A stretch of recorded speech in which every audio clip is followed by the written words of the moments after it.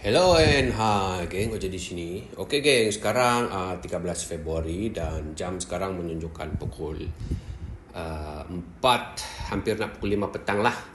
So sekarang saya nak buat analisis untuk goal.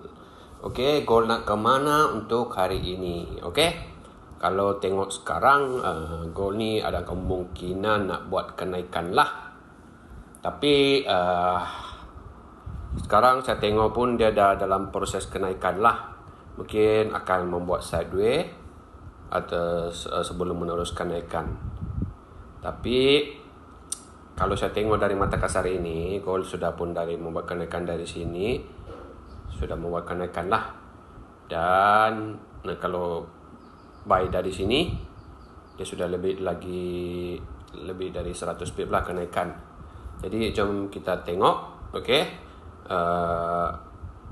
Kalau menggunakan mata kasar saya ni, okay, kita Fibo retracement. So kalau anda tengok sekarang gold sudah pun masuk zone Fibo level, iaitu di mana ni 38.50. Kalau dia dah masuk di sini kan, sudah dah boleh cari confirmation di sini buy. Okay. Dan target pertama TP di 100, target kedua di 161 lah. Saya target yang goal ni mungkin akan sekali 161, okey.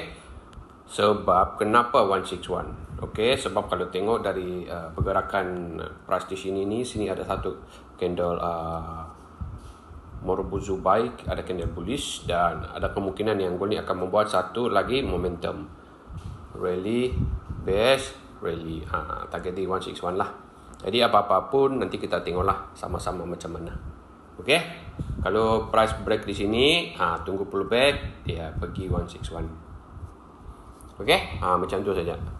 Dan sebenarnya saya memang nak buy tu tadi, tak cuma hari ni saya ada kerja sikit kan, buat pagar. Jadi saya tak sempat lah tengok chart. Sekarang baru berkesempatan duduk di office, tengok chart sambil minum kopi. Okey?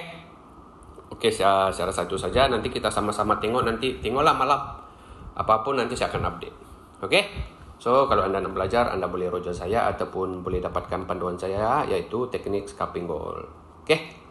So, saya rasa itu saja. Terima kasih kerana menonton dan kita jumpa lagi di next video. Okey, bye-bye.